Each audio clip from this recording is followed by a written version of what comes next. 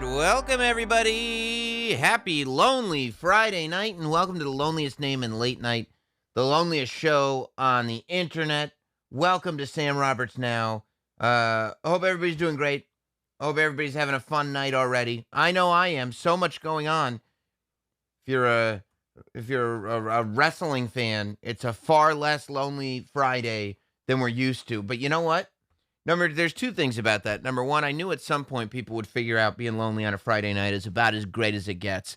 And number two, we've been lonely, okay? And if I wanted to counter-program to wrestling, or not counter-program, I guess, but program around wrestling, at this point, you can't do a show when wrestling isn't on because it's always on. So here we are. This is our time. We're here live every Friday night. Of course, we live here at youtube.com/notsam forever and ever and ever, so you can watch whenever you want.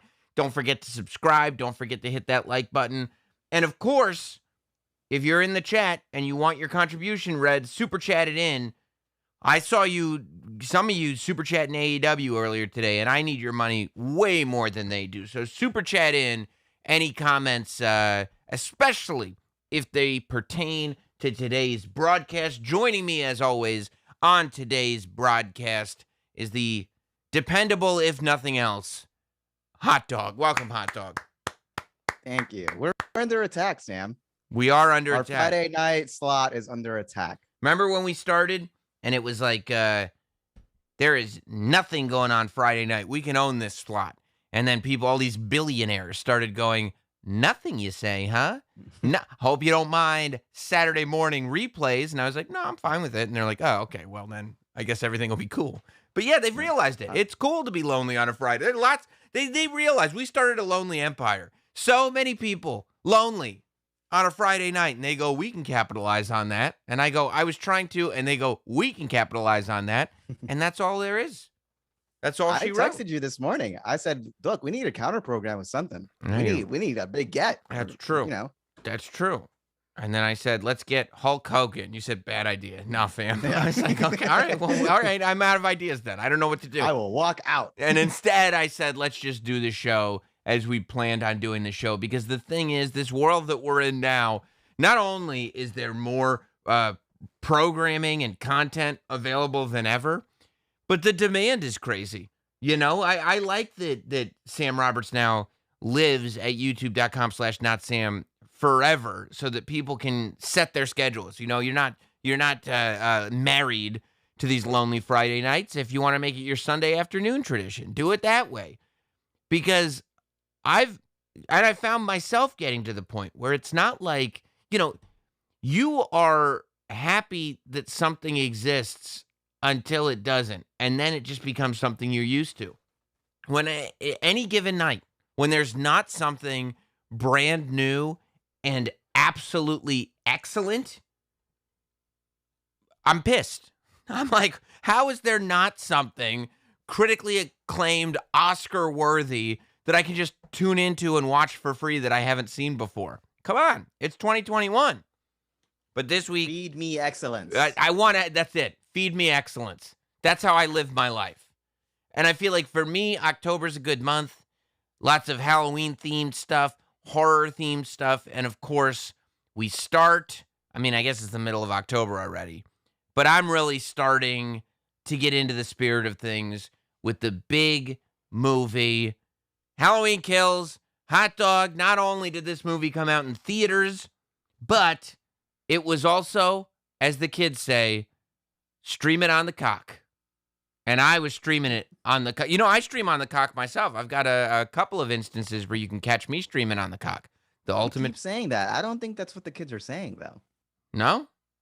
No, me as a kid myself, I've never heard that. I count on you for my keeping in touch with the youth culture. I don't understand. No, they say like, oh yeah, Sam, he's on the Ultimate Show, streaming on the cock. Or they go, not Sam Wrestling, streaming on the cock. Don't they say that for Peacock? I'm gonna have to talk to my my youngin' friends. I think so. See what's going on. I think so. I think you'd be shocked to find out. I think that not the millennials so much, but the Gen Zers, they love saying that. Love it. It's the best. But I got excited, and it's funny because I've been ready to go back to a movie theater for a long time. Months and months and months. I'm like, okay, finally, movie theaters are back open. They open the Alamo Draft Houses back up. Movies are coming back out. It's like, yep, I can go to movies again. And then every time I'm like, I'm going to go see that movie. They're like, or you could watch it on your TV. And I go, I got kids. I'm going to watch it on my TV, I think. And this was the one months ago when they were like, Halloween Kills is officially coming out October, whatever it is, 15th, Friday in theaters. I'm like, all right, you finally got me. Vin Diesel couldn't get the job done, but you can get the job done. Michael Myers can get the job done. I'm going back to the theaters. And then the big billboard went up in Times Square. And I noticed right under it, it said, or stream it on the cock. I don't know if it actually said that on the billboard, but I think it did.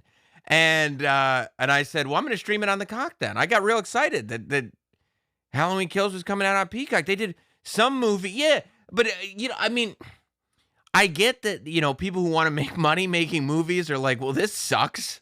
Because way less people are going to go to movies. But, like, I watched that movie that there's billboards for everywhere with Veronica Mars and Paul Walter Hauser in it.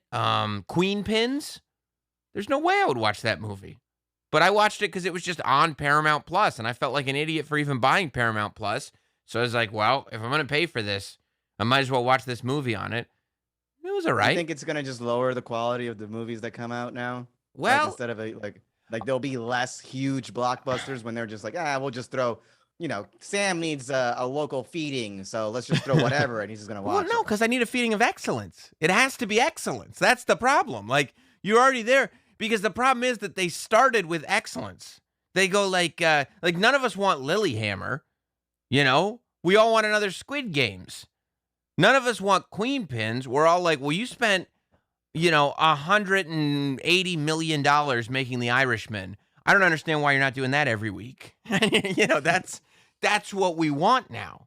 So like I find myself looking for that. And if there's not, like, I think it was last week or the week before, it was like Many Saints of Newark. And most of these movies, by the way, like Many Saints of Newark, ultimately, pretty glad I didn't go see that in a movie theater. I was happy with it on a TV screen, on a service that I was already paying for anyway.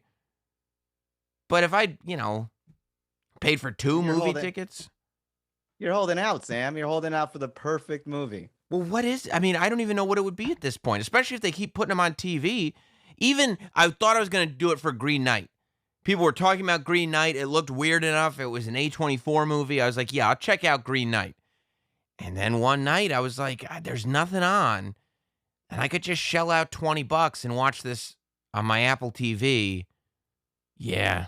I usually wouldn't shell out the $20 for a rental, but I'm going to do it. And I enjoyed it very much. I don't like That's a lot. It is a lot, but then I was like, it's not going to be cheaper to see it in a movie theater, certainly. And when there's two kids running around the house, you have to completely, like, how do I justify going like, okay, Jess, you hang out with the kids all afternoon. I'm going to just go see a movie because I want to.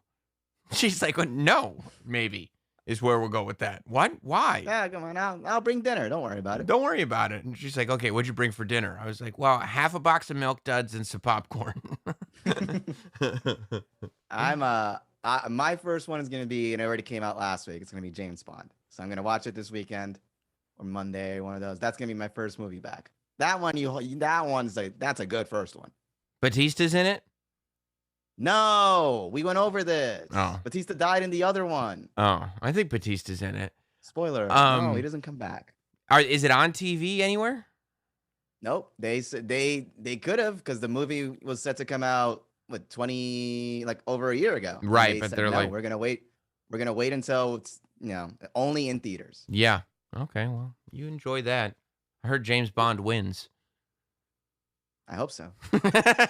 Fingers crossed. Well, you could say maybe, some would argue the same level of predictability for my movie that came out streaming and in theaters today. Halloween Kills. It's, of course, the sequel to the 2018 Halloween movie. We've been over this on a previous episode of Sam Roberts Now, where we went over all the different timelines. The timelines that we're talking about right now, it starts in 1978 with the first Halloween movie. Then it skips everything. Skips Halloween 2, 3, 4, 5, 6, H2O, Resurrection, the Rob Zombie remakes, skips all of it. Goes from 1978 all the way to 2018 with Halloween. So the sequel to Halloween is also called Halloween.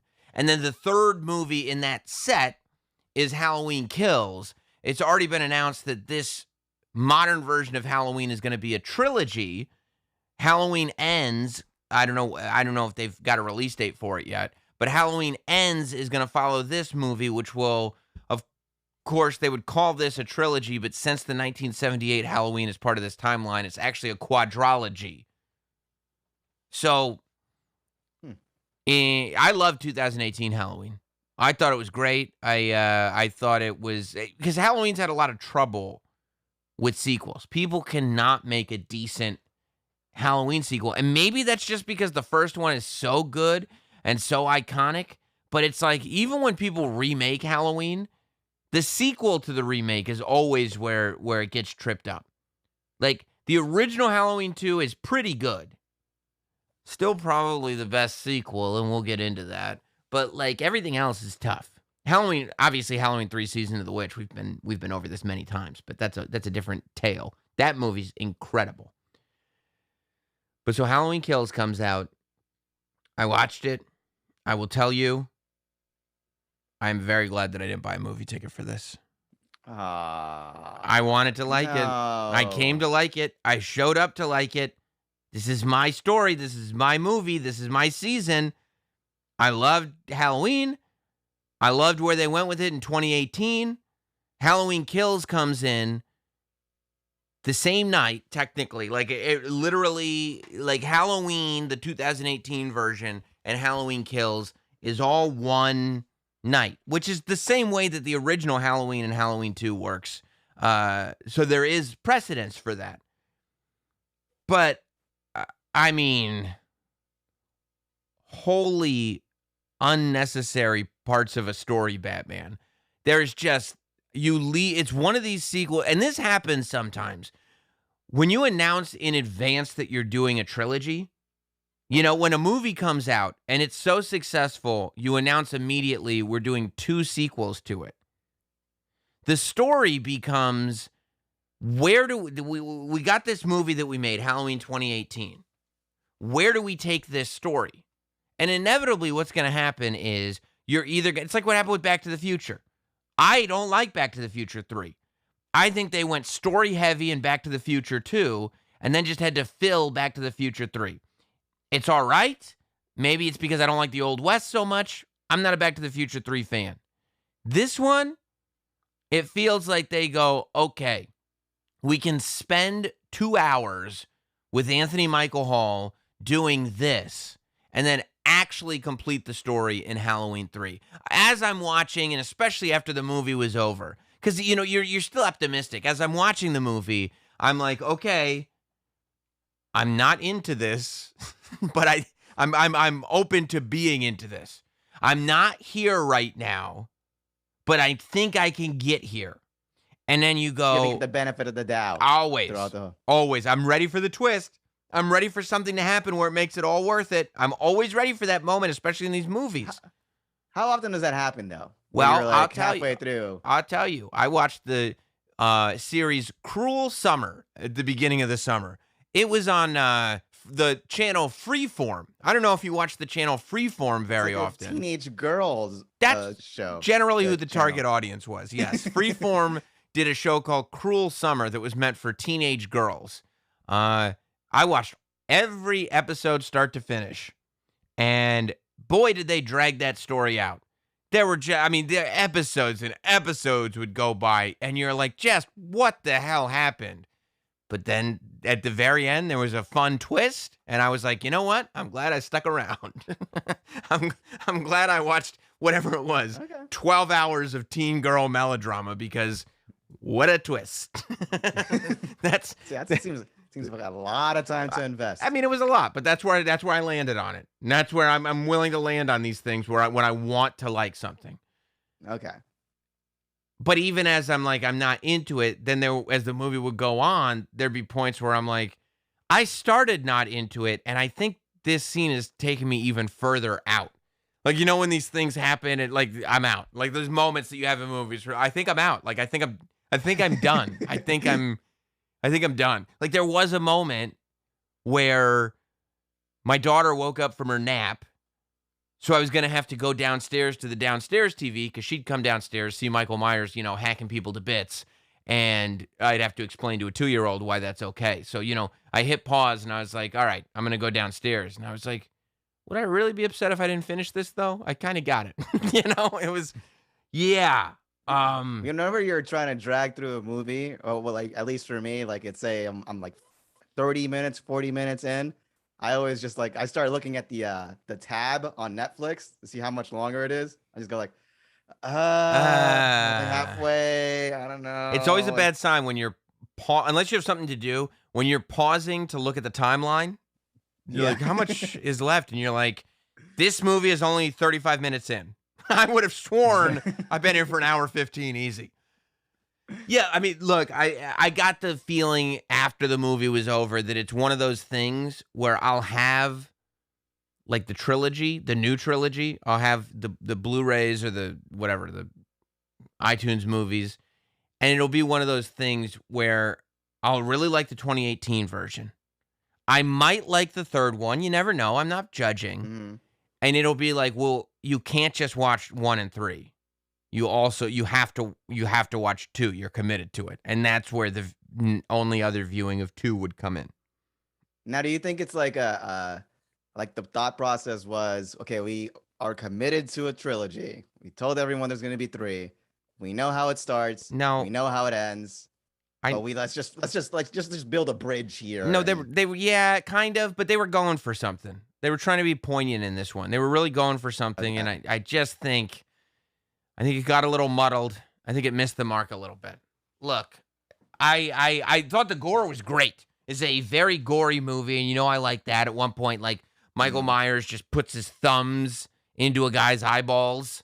And like, you know, I love that. That's the goriest thing in it. Yeah. And they show it full tilt. It's great. I mean, there's lots of good gore.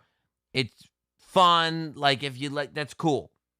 But basically, the story here in this one is that Michael Myers, who historically has hunted Laurie Strode, and in the 2018 version of Halloween, that's what it was all about. Michael Myers had broken out of the mental institution, and he was coming for Laurie Strode, who he hadn't seen in 40 years since the original one. Now, they decided to not make them brother and sister anymore, because we find out in the original Halloween sequel that they're brother and sister. But since 2018 doesn't stick to the original sequel, it becomes a new sequel. Michael and Laurie are not brother and sister, so we don't exactly know what's drawing him to Laurie or what drew him to Laurie in 1978. This movie is more about the fact that Michael maybe is not just trying to get revenge on Laurie Strode. Maybe Michael is at war with all of Haddonfield, Illinois, the town that he has haunted since the beginning of this. And it becomes the entire city of Haddonfield versus Michael Myers. Now, the first moment that I was like, oh, no, I think I don't like where this is going, is Anthony Michael Hall is in a bar, and it's like established that he's Tommy Doyle. Tommy Doyle is the kid that Laurie Strode, Jamie Lee Curtis, is babysitting in the first Halloween movie. So you go, oh, okay, that's interesting. Tommy Doyle is there. And then there's, I think, 3 other people who are also in the original Halloween. And I start going, wait. You got a supernatural boogeyman that showed up on Halloween in Haddonfield in 1978 and killed a whole bunch of people. And no one moved. No one. They went through. Tommy Doyle was a child. And he never left Haddonfield. He stayed in Haddonfield the whole time, as did all these other people. No one ever leaves. In the 2018 Halloween, everybody was like, Laurie Strode, oh, she's just some kook. I don't know what this. She's obsessed with this Michael Myers guy. I don't know. She's nuts. I don't know why she's still here. everybody who was around when Lori was around apparently all still live in Haddonfield, and they get together to celebrate their commonality and the fact that they all lived through the horrific events of Michael Myers. And you're going, Home is home. Is it? Yeah, stuff happens in the city all the time. I'm gonna move to Pennsylvania. That's I'm gonna stay right here. Manhattan. Like, Yeah. if you're like, I was born in Manhattan and stayed, I'd go like, okay, like people really like New York City. But Haddonfield? Haddonfield, Okay. Illinois? I mean, I without the boogeyman, I wouldn't understand the decision. If one person stays in Haddonfield, that's cool. Two, maybe. But I mean, can you imagine going to the Haddonfield 25th high school reunion and everybody still lives in the same house? Like, hey, where'd you come from? Here. How about you? Born and raised, baby. Yeah, also here. Like, there'd be no reason to hold the high school reunion anywhere except the high school because everybody still lives right next to the high school. Everybody's still right there. The Haddonfield Museum is just a documentation of all the murders. Yes. So basically, what ends up happening is it becomes, and this is interesting, like, and I'm going to try not to give too many spoilers, if you're all into it. I'm going to try not to give too many spoilers. But they kind of touch on this topic, which I think is an interesting one to touch on, which is the idea of mob mentality, right? Because what ends up happening is, like, the town assembles as a mob to try to stop Michael Myers altogether. They can't count on the police to do it anymore. The hospital's getting overcrowded with people who Michael Myers killed, and the town is just going crazy. And they end up chasing after somebody who's the wrong person. It's not Michael Myers. And, we start to see, oh, these are the negative effects that sometimes when the mob gets together, even when they all have the greatest of intentions, even when they all think that they're doing good and they're doing right and they're fighting for justice, that sometimes the mob gets it wrong. And that by definition, a mob is going to lose the intricacies. A mob is going to get lost on the detail of things. And I go, okay, that's an interesting perspective to take. But what happens is that we kind of establish that, and it's a little predictable, the way it's established. Mm-hmm. But what happens is we establish that, and then instead of being like, oh, let's not be a mob anymore, they go, okay, well, let's just make sure that we get the right guy next time. And the mob still maintains. Like I found that was a real issue. I found myself in the end of the movie thinking, if an atomic bomb were to hit Haddonfield and Michael Myers, Laurie Strode, and all of the townspeople all were dead, I wouldn't feel bad for anybody involved. Like, there was no, like, at one point, there's a mob of people beating up Michael Myers, and they're all trying to kill him.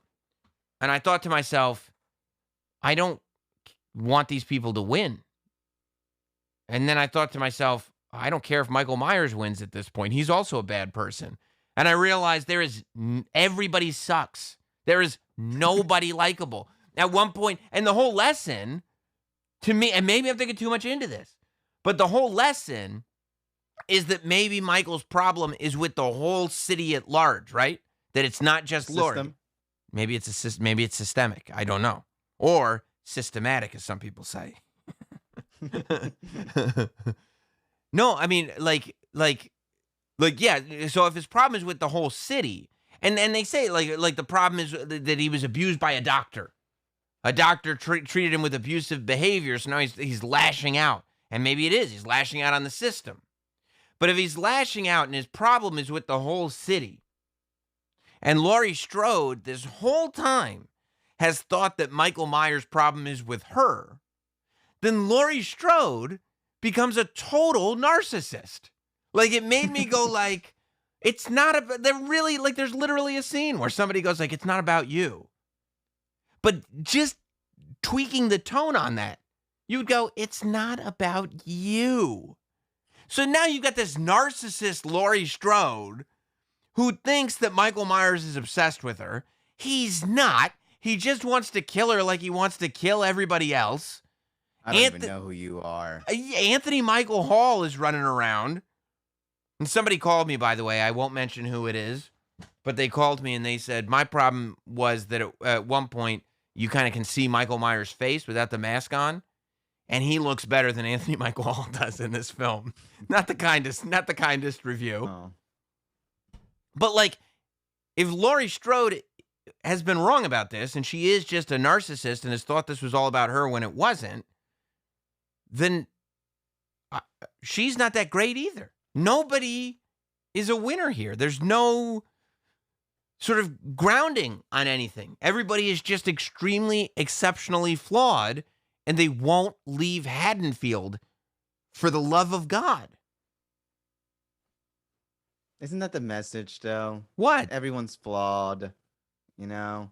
If Maybe everyone's flawed, then nobody's flawed. What? If everyone's flawed, then nobody's flawed. But do you need like a no? That's not true. I mean, do you need like a hero and a villain?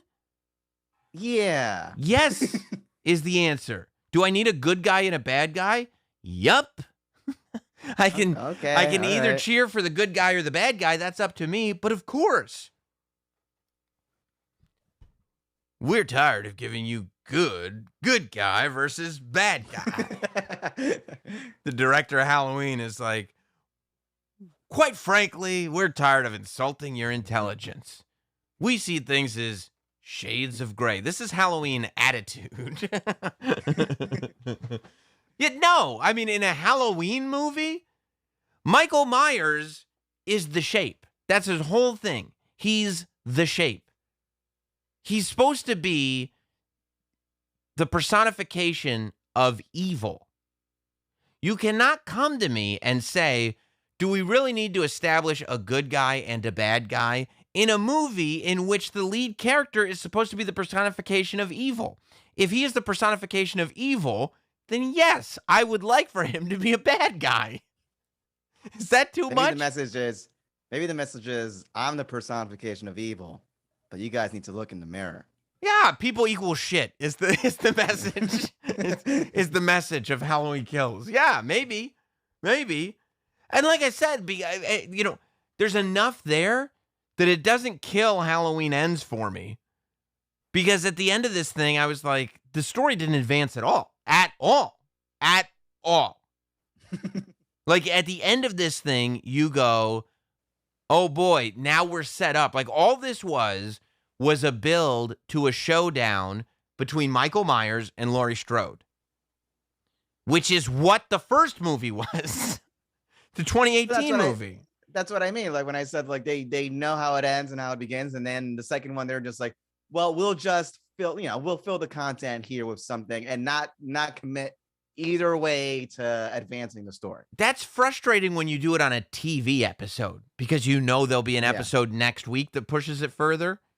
When you're making people buy movie tickets and they're going to have to wait at least a year or two before they get the next one that they're going to have to buy another ticket to, no, that's not even remotely acceptable. That's terrible logic. It's like the Fly episode of Halloween. Yeah. And I hate the Fly episode of Breaking Bad. It's terrible. But imagine if I had to pay $17 to see it. I'd be furious. Imagine if there's only 3 episodes of Breaking Bad and one of them was the Fly episode. You'd be like, what? And they're like, well, we wanted episode 1 and 3 to be real good. Well, then just do 2 episodes. Why do I'm out here watching Halloween Kills, and I'm just like, look, they needed to like slow down the pace. Like, why do a trilogy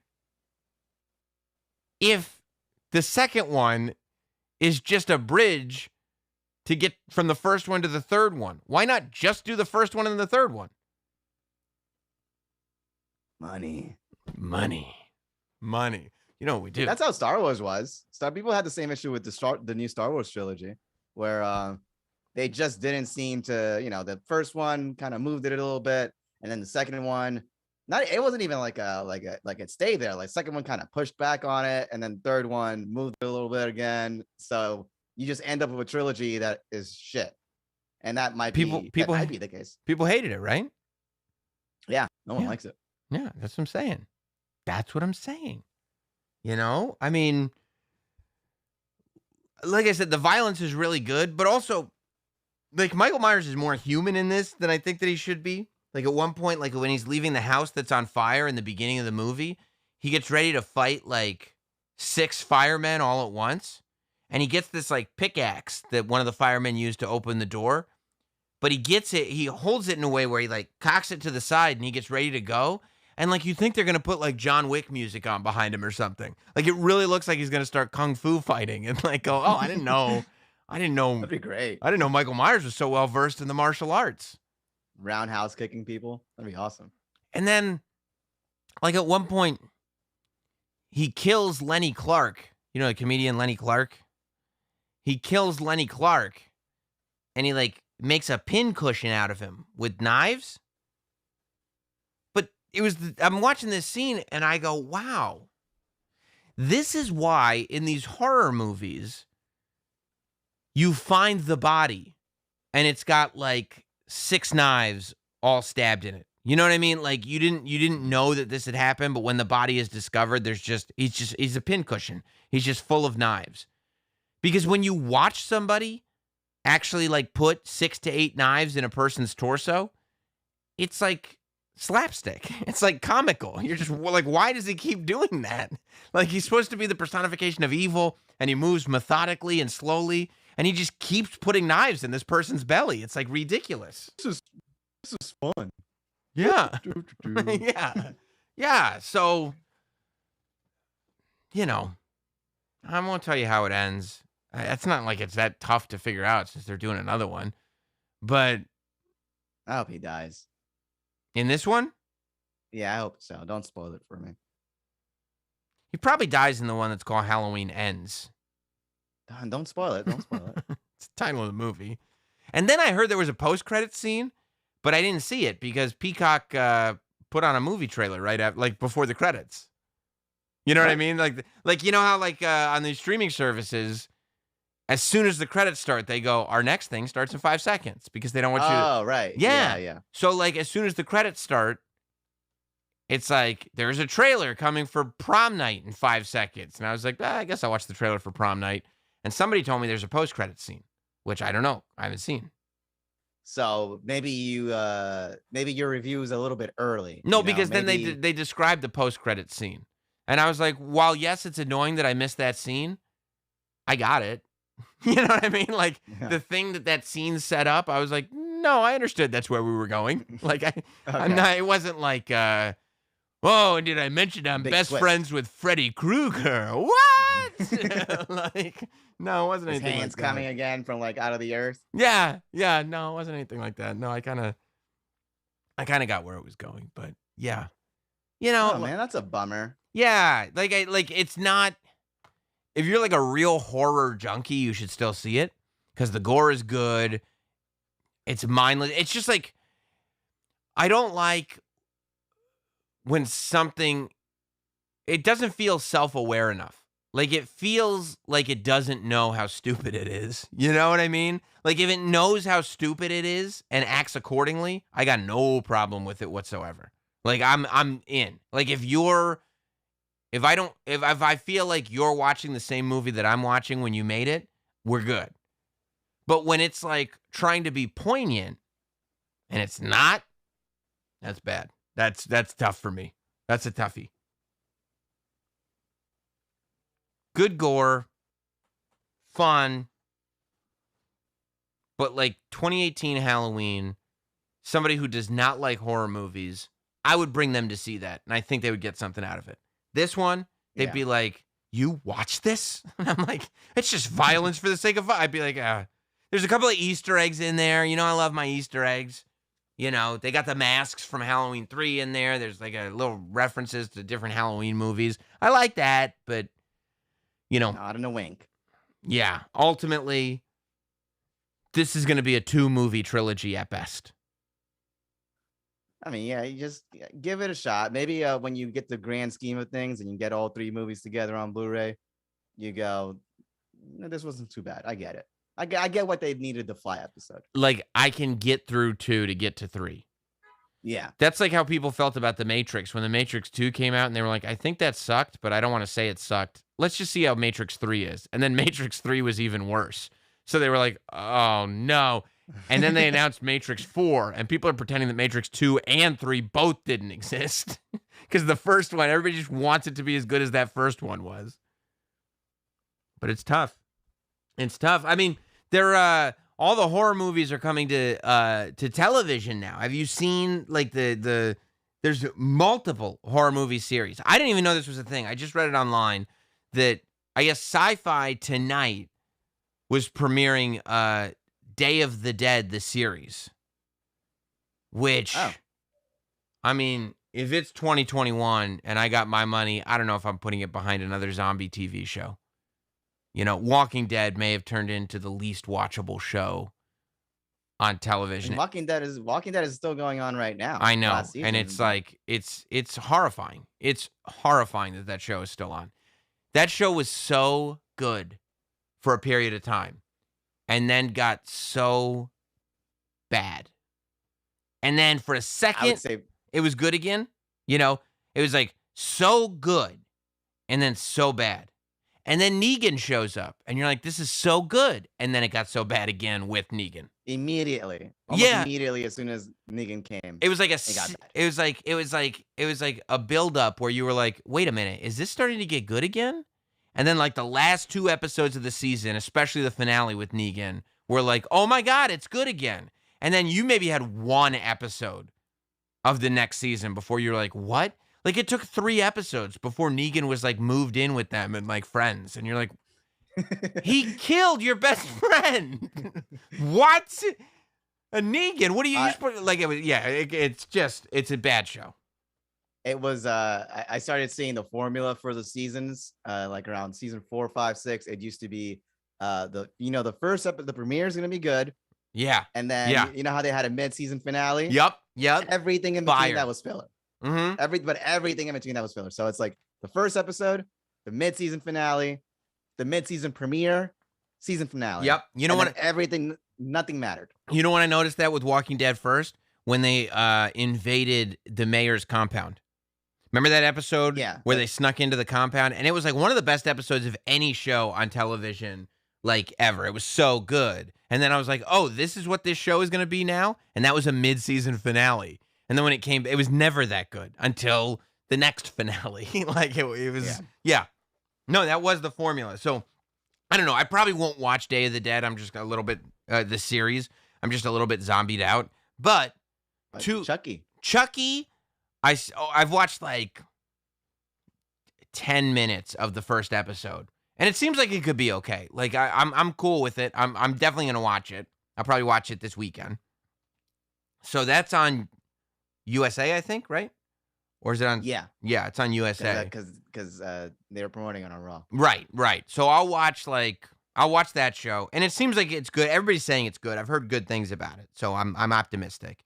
It must be really hard though to like make a horror series like on TV. Yeah, and keep it refreshing. Well, there's like, yeah, especially because there has to be so much there. Like, luckily, there's just a lot with Chucky, between serial killers and like 80s nostalgia toys and voodoo and stabbings. There's a lot there. So, you know, I don't know how you get it past a season or whatever, but yeah, it's got to be difficult. And then they're also doing a season of I Know What You Did Last Summer for Prime. Well, I haven't seen that. I heard that already came out too. I think that might be another teen girl show, but that's never stopped me before. So I am going to at least try I Know What You Did Last Summer. But you know what I'm definitely going to watch? What? Came out today on Netflix. Mm-hmm. You Season 3. That's another one, Sam. That's Season- another. Season 3 of You. I watched the first 2 seasons. You think I'm going to give up now? It's a good show. Isn't that another teen girl show? There's a lot of teen girls that like that show, yeah. But, you know, it's got Gossip Girl as the big killer in it. Penn Bagley or what? I don't know if that's his name. Sounds right, though. What happened to the to this comedian guy? Wasn't he supposed to be like a villain for one of the seasons of You? Chris D'Elia? Yeah, what happened to him? Well, he was killed on season 2. Unfortunately, he played a comedian that preyed on underage girls. Yeah, That's true. Oh boy. So yeah, Oh, yeah, no. that really was. I mean, that was an arc as part of season 2. Yes, that happened. That was think before he the pitched it? controversy. He might have. I don't know. I don't know. It was really weird that all happened not that long after season 2. But yeah, he was a big part of season 2. Look, season 1 was very good. Season 2 was not as good as season 1. You know, they start to get we'll put it this way. Somehow, in season 2, this guy in California, I think in Los Angeles, as a matter of fact. That's right, because season 1 was in New York. So season 2, he went to Los Angeles because he had to get the fuck out of town, you know? And he actually he found a storage locker that was big enough to build a soundproof acrylic cage, actually. Not like a barred cage, but like a walled cage. A soundproof, he built it inside the storage unit itself. And that way was able to kidnap and put people in there. Now, what's his deal though? Because I've never watched the show. Is he like Dexter, where he only kills bad guys or something? What's his angle? I'll tell you, hot dog, he just loves too hard. You know what I mean? He loves too hard. I mean, honestly, you're not that far away from You. You know, he loves too hard. He gets obsessed. And when things don't go his way, he ends up kidnapping and murdering women. Are you saying some of the gals are going to start disappearing? I wouldn't be shocked. It's the first place I'd look. I go, does he have access to any place where he could put giant acrylic soundproof cages? And they'd go, well, he does have a storage locker that's bigger than most houses. And I go, oh, okay, let's check there. Let's open that up. Yeah, so like in the first season of You, I mean, it's all a stretch, but they at least try to make it make sense. He works in a bookstore, and the bookstore has this it's like a room in the basement, but it's acrylic, but it's like soundproof and air controlled because the guy who originally owned the bookstore would store very, very rare books in it that couldn't be exposed to regular air and stuff like that. Like it's almost like a bank vault made of acrylic. And then you find out that when he was a young man, he was treated very abusively by the guy who ran the bookstore, and he was locked in there. So it fucked him up in the head. Now he locks people in there. And you go, okay, all right, I think I'm picking up what you're putting down. And then when he moved to LA, it was like, well, where's he going to have the big acrylic bank vault that he can kidnap people in? And somebody went, storage unit? And they were like, all right. It's like, it seems real complicated to put that in a storage unit, but it's a lot of work. It's a lot of work, but you know what? No guts, no glory, you know? They say murder and kidnap is 10% preparation and 90% perspiration. You got to work hard. You know, you have to. It ain't for the lazy. No, it's not. No, it really, really isn't. The other one that people are excited about, I saw it. Everybody's excited for DC Fandom tomorrow. You know what drops tomorrow? What is that? It's DC's big like their Comic-Con kind of. Like they like control their own stuff. The Batman official trailer drops tomorrow. This is the video that came out today or yesterday to announce that this is the trailer for the trailer. That's become a thing now. This is the trailer for the teaser. Yes, but it's not a teaser because there's no footage in it. It's just Twilight Robert Pattinson's voice over graphics. Watch this. Whoa! It's not just a signal. It's a warning. It's not just a signal. It's a warning. So there it is. It's not just a signal. It's a warning. And there's already people, going to town. Like, you got to theorize. You got to start talking about it. People love having the conversation. And they're like, what do you think of the voice? Is it too much? You heard like one word of Robert Pattinson as Batman in the teaser that came out. I think it came out a year ago. Wow, it was a while. No, it was a while ago, I feel like. Unless it was a year ago. It feels like before COVID. It was, I want to say it was August 2020 that the teaser first came out. You can, please look it up. Yeah, because I might be wrong. But it's coming out March 2022 is when the movie comes out. They say it's 3 hours long, and it revolves around, it's not an origin story. But it's August. That's when the trailer came out? Yeah. A year ago, August. So it's not an origin story. So it was after the pandemic had already started, but before We Outside. That's why it seems like so long ago. That it was before the We Outside phase, way before the Delta phase.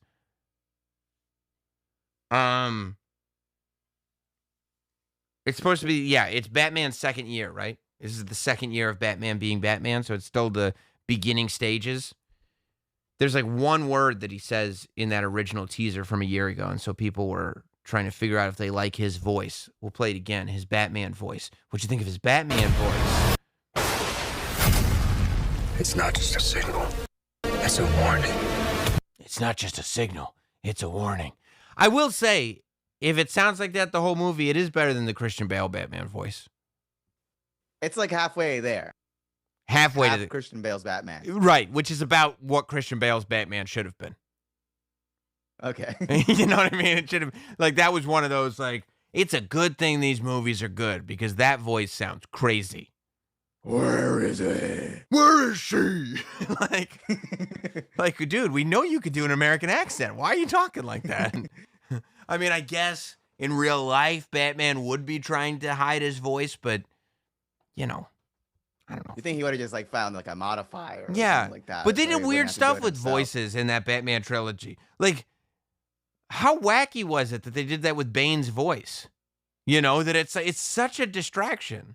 And you're like, there's like spectacular things happening. You're gonna blow up a football stadium. You're gonna hijack a plane in midair with another plane. Who's doing this? I am. What? Like, why would you make that choice? That's such a weird thing. You remember when that movie first came out and like they were doing like screenings and whatnot, and his voice was so incomprehensible. Yeah. That, they had to like go back and actually like alter his voice because like there'd be a whole dialogue if you were just going, what is he saying? What's he talking about? What?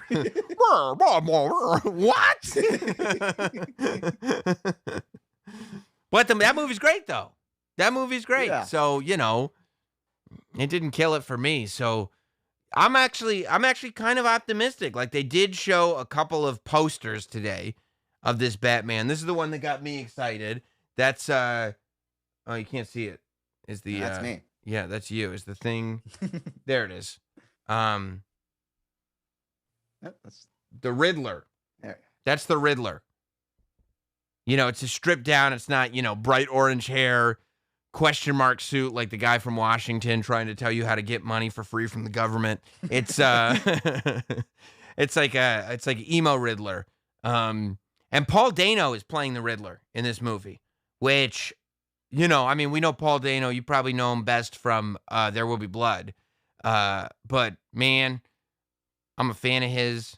I feel like Paul Dano as the Riddler, if done right, is about as close to Heath Ledger as Joker as you can get in a superhero movie. So, I'm pretty optimistic about it. Do I have any reason, Hot Dog, that you know of not to be optimistic about it? No, the Batman movies don't miss. They've all been good. No, you're totally right. Ben Affleck as Batman was just a tour de force. Everybody was just saying, Ben Affleck Batman movies are just as good as it gets. No, but that wasn't like a Batman solo movie. That's Justice League and Batman versus Superman. I'm talking about just like the Batman solo ones. They've all been good. I count Joker as one. Batman's not even in it. Yeah, but it's still like a solo Batman. He's not in I the mean, movie. He's a kid. He's a tiny little kid. I counted it in. I don't know. So, okay. So, I mean, I don't count Ben Affleck. Was Civil War an Iron Man movie or a Captain America movie? It was a Captain America movie. So how's Batman versus Superman not a Batman movie? Because Captain America, the little name was Captain America Civil War. So it was, This is called Batman versus Superman. yeah, so I categorized that as Justice League. That was like, It wasn't called all right, Justice League Batman versus Superman. okay, so I categorized it as Batman versus Superman then, not Batman. When you start introducing other superheroes and all that stuff, now Right. it becomes like a whole universe. It's like that was the DC cinematic universe. This is just Batman and Batman villains. So when I say to you, like, let's talk about the actors that have played the Joker, you're not allowing Jared Leto in that conversation. And go, are we talking like the Batman movies or the DC cinematic universe? I see. Okay. So is this supposed to, I guess because there's a lot of meat on the bone with Batman in terms of the story, right? Like it's actually interesting. It's not just like, ooh, a man was born with superpowers and here's his, it's not like us trying to pretend we care about Doctor Strange and that stupid cape as if that needs Yeah. its own movie. It's actually like a tortured soul that's going in and participating in vigilante justice that happens to have very nice cars and gadgets. And there's always a lot of ways you can play it too. Like you can't play Superman. You can't like okay. round it. That actually bugs me because every single time a Batman movie comes out, they go like this. This time we're doing it a little darker and grittier. Like, I know. Like every Batman movie since 1989, since Tim Burton took the reins from the ridiculous Adam West Batman movies, every single one of them has been described as dark and gritty. Even the ones that were not dark or gritty. Even the Joel Schumacher movies. Joel Schumacher was probably like, compared to most of my stuff, it's very dark and gritty. And then Two-Face is running around here acting like the Joker. Well, I guess compared to back in the 90s, sure, I guess it was dark and gritty for a superhero movie, but you could play it campy. You could play Batman campy. You can play it very grounded and like the detective side of Batman, which I think this will kind of be. You could play it noir. Yeah. And you can't do that with Superman or anything like that. You can't do shit with Superman. Yeah, Superman sucks. Superman sucks. All the Superman movies are bad. Yeah, anytime that gets announced, you can't have that much hope for it. No, not at all. Not at all. Yeah, so you are excited. So is the Batman taking place outside of the DC cinematic universe? I think so, because isn't it seems DC, I feel like Ben Affleck isn't he still not Batman in the DC cinematic universe, or is he like out? Is that done? I feel like there has to be more movies. Yeah, I feel like there's more movies to be had. Meaning that you'll have more. Well, weren't they supposed to do a movie that had all the Batmans in it? Like, wasn't there a rumor that they were going to do Batman Multiverse or something? Like, I know they said they were going to do a movie of The Flash where he's like a kid. Oh. And they were talking about, there was a rumor that Michael Keaton was going to come back to play like old Batman, which that would be dope. Yeah, let me look that up. I think he's playing that in The Flash. I don't know if it's like its own movie. Michael Keaton. Yeah. I see. Like he'll and is Batman that will be in. Is that the cinematic universe? This is that's a tricky one. DC is tough, huh? DC is tough. Yeah. Marvel kind of do whatever the fuck they want. Marvel doesn't let Marvel's like WWE. Like they don't let their properties out for no reason. No, like Marvel IP is protected. Yeah, and DC has like 5 different Batmans just running around at the same time. So you're like, By the way, I'm watching Roads to the Top right now, and Dave LaGreca is on doing an interview with Brandy Rhodes. Dave LaGreca all he does is do interviews wearing shorts, and it is so unbecoming. It is not a professional look. He's on national television wearing shorts while he interviews. Oh, I see it. Come I have on. it open, yeah. Come on. Pants. Wear pants if you're going to interview people. You have such a pet peeve when it comes to shorts. I remember when I started helping out during your night show, and I wore shorts one time, and you berated me like Never crazy. again. You can't be serious. An adult showing up to work in shorts? Come on. It was summertime. I don't care if we're working inside a volcano. Pants. I don't even. You want to wear a t-shirt? Wear a t-shirt. You want to wear a button down with short sleeves? Wear a button down with short sleeves. But the fact that all I ask is pants and that nobody puts their feet up on the desk. Is that too much? I feel like that kind of like scarred me, like to the point where like for years I didn't wear shorts unless like, Good. people were like, dude, you got to wear shorts. You And should. I go, can I? Like I would ask for permission. Can I wear shorts with this? I wear shorts in the gym and maybe around the house. But that's it. Maybe. Maybe around the house. But I got kids. I got to be a role model. You know, I can't be running around You in wake shorts. up and you wake up and you put a three-piece suit on just so the kids can see. So the kids can This see. is- You know? Yeah. Look good, feel good, play good. Play good, win good. And then you get paid or something. I don't remember how it ends, but I mean, you're not a farmer, right? You got to dress up nice. I'm not a farmer. That's the point. You know?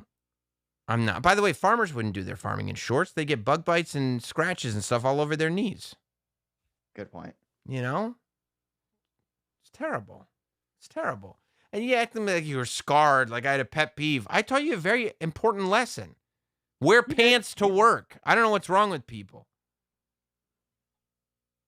I went to H&M the next day. To buy pants? Yeah. Good. Good. All right, guys. There's one rule here on Sam Roberts. This was a big movie update. We didn't get into. Maybe it's for the best that Home Alone. a Home Alone trailer. I haven't seen it. No. No. No. We'll do it at some point. We won't do it tonight. I can't put you through that. We're already here. Look, if you want to, okay. I'll read the super chats when I get to it. Okay. I see people are answering me, and I appreciate that. If you want your contribution to the show to be read, super chat it in. All super chats get read here on Sam Roberts Now. It's the one rule. Of course, please hit the like button, hit the subscribe button, do all of that. Chip Chipperson, appreciate your contribution. Not Sam Lehman. Sam's losing his spot on the pre-shows now since he's competing with SmackDown. I told you. I'm trying to make a living here. These guys are monopolizing every hour of every day between all these wrestling leagues. They're like, get Brock Lesnar to bring the ratings down for Sam's show. Yeah, exactly. I'm going to be like, we're going to do a special Thursday, Sam Roberts Now. Oh, yeah? Well, wait till you see what we've got. Rock's coming back. That'd be great if he decided to become super petty to like one person for some reason, just counter program everything you do. Yeah. Yeah. And then I was like, yeah, well, I got Bray Wyatt on Skype. Dana Quigley, Dog the Bounty Hunter, claimed he injured himself on the hunt for Brian Laundrie. The truth came out, he ran out of money. Is that why we haven't heard about Dog? We should do some research. Maybe next week we'll talk more about Dog. I'll tell you what happened. He couldn't find him. Like that's what happened. He looked and he wasn't there. Injury sounds way more badass though.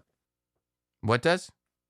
Injury sounds way more badass. Injury does sound way more badass. Got injured on the hunt. I was looking so hard for him that I injured myself. Oh, really? I was attacked by his goons. I'll tell you, you know what? The only injury he got was from stretching. Stretching the truth. Oh. Hey, you guys can use that at home. Impress your family with it. Rob Thompson, Sam, good evening. Hot Dog, good evening. Sam, I think I need to cop the Jordan 14 winterized. Go Qs, playing Clemson right now. I hope they're doing very well in the sport that they're playing. And I don't go to the Jordan 14. I stop at 11. I don't really do the 9 or the 10. I go Jordan 1, Jordan 3, 4, 5. I'll dabble in the 6 and then the 11. And I think that's pretty much, those are the lanes that I stay in. An elephant says, okay. This says, oh, geez, guys, he's Sam, says Roberts. Hope that he doesn't get hard midstream. Oh, geez, guys. That's what he says. That's going to be hard to clip out, isn't it?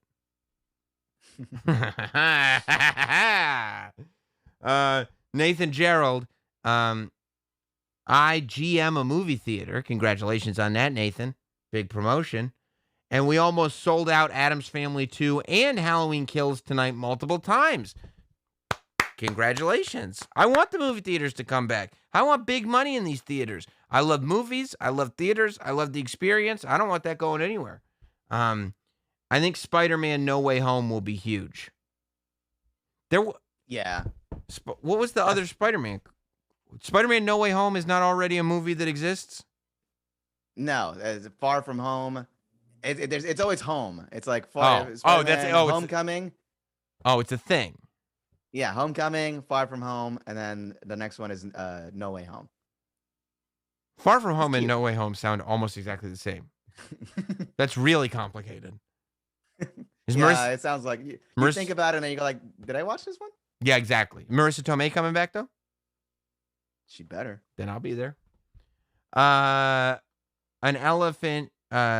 You could grow hair again if you keep the beard. It doesn't look as bad as people act. It looks good. Who says I don't look good? You look great. Thank you. Who says Sam doesn't look good? Who's saying that? Saying that shit. Run around here saying that. Reed Rothschild, does Laurie the character have IBS like Jamie Lee Curtis? Because Jamie Lee Curtis is on those Activia yogurt commercials. So the question is, does Laurie Strode have the same bowel problems that Jamie Lee Curtis has? I don't know. They haven't covered that. I think they're waiting until the third one. Multiple scenes of an old lady having a messy dump. No, that's not part of Halloween Kills.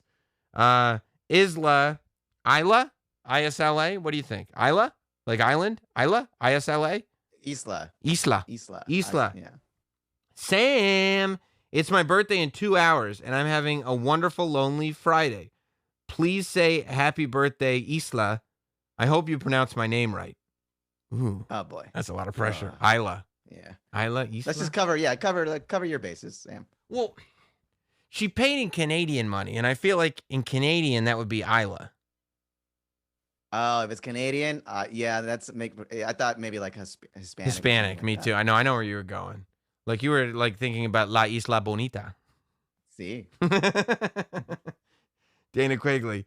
Sam, honestly, are you ever afraid of saying something wrong in the public's eye that you may be canceled? I've thought about this before. I had to come to the cold, hard realization. Nobody cares about me enough to cancel me. That's the truth. Nobody cares. I sometimes think like, oh, if I say that out of context, I might get canceled. Not if nobody cares. They tried to cancel me for Bianca Belair. That's what I was going to say. Yeah. I came pretty close, though. I know how it feels. I mean, cancel. Like, look, here's the thing. You're not going to find, like, Gruden email. Like, I don't worry about, like, that. Like, I was watching the Monica Lewinsky. I watched that Monica Lewinsky HBO documentary about how bad it is to shame people. And it really is interesting because I agree with it. Like, I agree with the idea that, like, mob mentality is bad.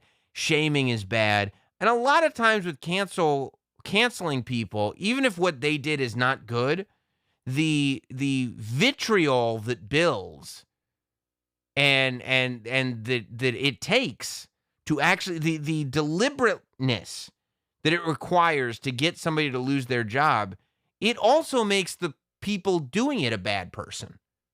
To seek vengeance upon somebody and to make them pay for what they've done. That makes you a bad person too. So I think about that and I go like, okay, let me check out this documentary.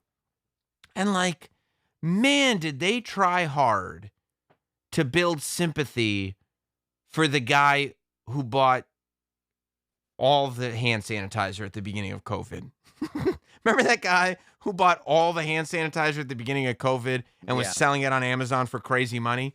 Like, they really tried to build sympathy for him. And while, you know, I don't think people should be showing up at his house, I don't think he should be doxxed, I was still going like, he's still an asshole.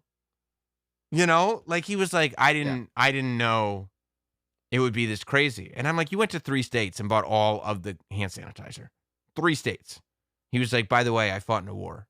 And I was like, well, still, we needed hand sanitizer. Okay, dude. Yeah. We were losing our fucking minds then, okay? We were all going nuts because we thought COVID was going to we thought it was going to be Walking Dead, speaking of Walking Dead. And you bought all that hand sanitizer. I feel no sympathy for that man. That man screwed that man. I feel no sympathy for that man. Would you be scared if you logged into Twitter after like doing a pre-show or something, or whatever it may be, or like like the morning show, and then you see one of those tweets where it's like, it's your photo and like the name of your employer, and like it just says Twitter, do your thing? Yeah, no, it would fuck me up. Yeah, that would suck. Yeah, but I'll tell you who I did feel bad for in that documentary. They were showing some guy. He's a Hispanic guy. He's not a white man. He's a Hispanic man. And he was like, I guess he was driving by a Black Lives Matter protest, and he was driving his work truck with his company logo on the side. And he had his hands dangling out, and he was just kind of like fidgeting with his fingers. But it looked like he was doing that A-OK sign. And somebody took a picture of it, and he was doing, and the way his hand was, it was right in front of his company's logo. So like, Twitter went crazy on him because he's the white power guy that works here, and they like, even though he's not white, and the company fired him, and like, yeah, you know, he got screwed. But now, is that what he said? Is that his story? I was fidgeting around, and that's his story.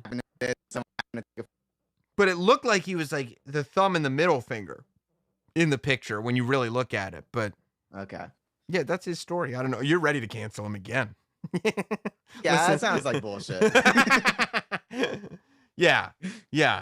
So no, I mean, there is a thing that happened. Like whenever you're like, I leave my Twitter open, and whenever I see like a lot of notifications, like a lot more than usual for a shorter amount of time than usual, there is this pit in my stomach that goes, oh, the fuck. Because I've seen it happen. Like I know it's never good. Oh, it God, should be a great thing. No, see, no, like, it's always and plus 200, plus 300. Shit. But then it'll be something like I forgot I tweeted while Raw was on, and it's just a whole bunch of retweets because WWE retweeted me, and I go, oh my God, thank God. Yeah, like right now I got 13 notifications. I'm in a good spot. I checked right before the show. 13, that's cool. Reed Rothschild. Those Haddonfield gooses living and dying in the same town. It's not like it's the Bestchester or something. Yeah, I mean, if you're hanging out in the Bestchester your whole life, I get that. Sam Banks, Stewart from Mad TV was a highlight of the film for me. Me too. Look what I can do. Whose Peacock account did Hot Dog use to watch this? Whose login you got for Peacock? Free, bro. They got a free version. That's true. You get mad commercials, huh? All of them. Reed Rothschild, have you seen previews of The Last Night? Ben Affleck has blonde hair. He stinks. Although I warmed to his Batman. No, I haven't seen that, and I haven't seen his Batman either, so I don't know. Pinky Schultz, hey Sammy and Doge. Sammy, you and Jim called David Chase the greatest writer of a TV series of all time. Did you know David only wrote 30 episodes of the 86? Of course, he's talking about The Sopranos. And while, yes, that's true, he was the showrunner on all of them. So I think that he gets credit for being the showrunner. You know, it's not just the dialogue. It's the whole thing. So the fact that it's his show and he was the showrunner, it's like Vince Gilligan. Did Vince Gilligan write every episode of Breaking Bad, or is he the showrunner? No. He's a showrunner. It was him and Peter Gould. Yeah. Gould, yeah. Yeah, but the showrunner deserves credit. Zatoichi's Cane Sword or whatever. Reaction videos are kind of hot right now. Do one for the movie Monster Squad. Wolfman has nards. I do love the Monster Squad. Reed Rothschild. Let me see. Oh my gosh. Tell your manager to quit it with tell your manager to quit it with brunches and golden jubilees and get to negotiating. If he fails, the Not Samsonites and the Chippa army attack him. He doesn't want to deal with that. You better get to negotiating. Otherwise, we're going to be expanding Sam Roberts Now by quite a bit. And we'll have multiple Super Chat segments per show. Nathan Gerald, Affleck and Keaton are both in the new Flash. See, Hot Dog? I try to tell you. Cinematic universe, then. Six Crow Ricky Forrest, appreciate you. Not Sam Lehman. I wear shorts to work every Friday and love it. I wouldn't respect you on a Friday, Lehman. Monday through Thursday, I got no qualms with you in my book. Friday, big qualms. I don't even want people watching this show with shorts on. It might be Casual Friday at his office. Probably is. No office is casual enough to wear shorts to if you're an adult. I don't even want, if you watch Sam Roberts Now, hit pause, go put pants on, and then come back. Let's treat this. Thank you. I'm good. Thank you. Very good. Ryan Katsu Rivera, what's your gym routine / schedule? I go 2 to 3 days a week, but usually 2 days a week. And yeah, 1 day is upper body, 1 day is lower body. Lifting, bro. Lifting. Cardio is for chicks, pretty much. Cardio is for chicks. And yeah, lifting. Hot Dog's seen me in action. Yeah. I got that slow B-roll. I can't wait to go back. Hell yeah. Would you use an iPhone? No. All right, they got slow-mo on there. Reed Rothschild. Jim calling Home Alone kid pudgy, followed by E-Rock's jokes, where he is Home Alone, made my week.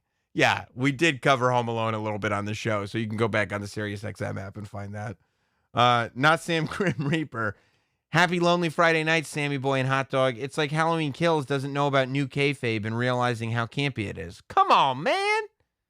It's true. Just be self-aware, and you can do no wrong. Nathan Gerald, I got a tree on my house. An elephant. Sam Roberts is the last professional streaming media broadcaster. You look great. God bless you, Sam Roberts. I'm not reading that last part about Taz, the supreme... I was about to say the supreme fighting machine, but that's the human suplex machine, Taz. Bowley Fan 1, can we get Hot Dog's dad and Travi's mom update? Well, Travi's mom, we're not getting an update from. She gone. She not here. Gone. Hot Dog, how's dad doing? He's good. I have a mom update. I called the cops on her yesterday. Why'd you call the cops on your mom, Hot Dog? Just instill some fear. I needed to remind her that warning shot. Shot across the bow. Right. Yeah. Hey, don't arrest her, but let her know. That's not how cops work. You can't call the cops on somebody and say, please don't arrest them. Just scare them. This isn't Scared Straight. I love it. Why did you want your mom to be scared but not arrested? Because I don't want, it's your mom. But what did she do? Unless you don't want to say. No, she's taking my mail and tearing it up, and that's a federal offense. Oh, why is she tearing up your mail? Because she doesn't want me getting a copy of whatever it was. And I said, Mom, you got to give me that, or else I'm going to call the cops. And then Voy a llamar la policía. Yeah. That's what you said? I went to the police station. Is that what you said? I didn't. See, voy a llamar a la policía, ma. I know. So I didn't go full out and have the police go there, but I did go to the police station and I talked to some cops and I was like, hey, look, I didn't say my mom, it's if I'm having a spat with a roommate or something like that at home and they're tearing up my mail, do I report that to the USPS? Do I report that to you guys? And they were like, well, call 911, show up. And I was like, Mom, I'm calling the police station. I'm fixing to call 911. Now, the last time you were at a police station, it's because you had fake WrestleMania tickets and you were asking the police. Yes. You were asking the police if they could give you real WrestleMania tickets. Is that true? I was just hoping that maybe that they had a contingency plan for WrestleMania. Yeah, because it's up to the police to give you WrestleMania tickets. Yeah. No, it was a young hot dog. Naive. And Not Sam's Grim Reaper says Glenn's fake death was the beginning of the end. Oh, that was so stupid. When Glenn was hiding under the dumpster. Good thing I was hiding under that dumpster. Am I right, guys? He was hiding. What was it? He was under the dumpster, but he had a body in front of him. Right. So the zombies just munched on the body, and they didn't munch on him. Yeah. Good show. All right, guys. I appreciate you tuning in. Had a lot of fun tonight. Don't forget to subscribe to the channel. We're at 69 likes. I know that it can be a lot of fun to stay right there, but go ahead and bump it up. Get those likes up. Let's go. Let some people know you were here. No joking around anymore, okay? Do that for me. Serious stuff. Subscribe to the channel. Oh, coming this week, there's going to be some Sopranos content coming from yours truly and Mr. Ian Fidance. That's right. I was looking for some royalty-free Italian music just today. Yes, so stay alerted. Hit subscribe and turn your alerts on. And as soon as that gets uploaded, I don't know which day this week it'll be up, but it'll be up this week for sure. Not Sam Lehman. Only time I call 911 is when Shorty Fire burning on the dance floor. Yeah, same. Oh, yeah. And big shouts to Mom and Dad for updating the Not Sam bobblehead. 1 of 1, baby. 1 of 1. Nice. Hell yeah. And never forget, I'm going to cheers with you later. Have a good one, everybody.